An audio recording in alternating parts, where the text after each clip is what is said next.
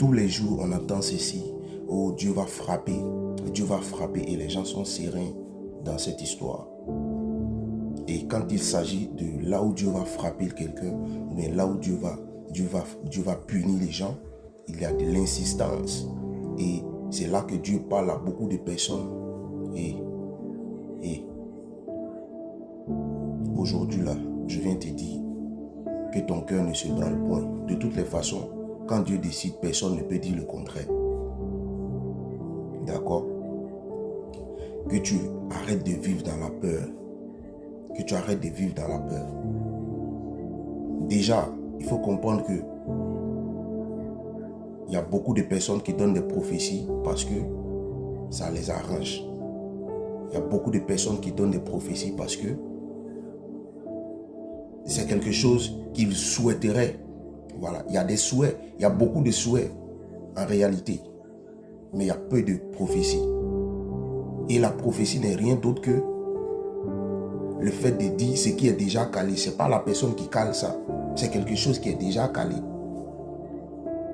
Et quand c'est comme ça, ça n'échoue pas.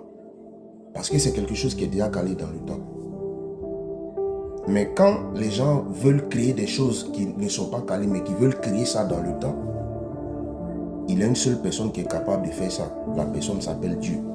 Parce que personne ne modifie son plan. Peu importe ta dimension spirituelle, peu importe qui tu es, tu ne peux pas modifier le plan de Dieu. Ce n'est pas possible. Peu importe ton onction, peu importe ta dimension spirituelle, tu ne peux pas modifier le plan de Dieu. Donc déjà, le fait de donner une prophétie, ça ne fait pas de toi celui qui crée la prophétie. Donc ça, c'est clair déjà. Maintenant, pourquoi Dieu vous parle toujours des mauvaises choses, mais il ne vous parle jamais des bonnes choses? Quel est ce Dieu qui vous parle depuis la nuit des temps, mais qui ne vous a jamais montré comment on fabrique un moteur, qui ne vous a jamais montré le secret de la fabrication d'un moteur, alors que ce Dieu-là vous permet d'emprunter des avions, des voitures, que les soi-disant païens ont créé, et vous pleurez pour avoir ça? Quel est ce Dieu-là qui ne vous donne pas les stratégies de développement? Mais il vous parle toujours qu'il va frapper.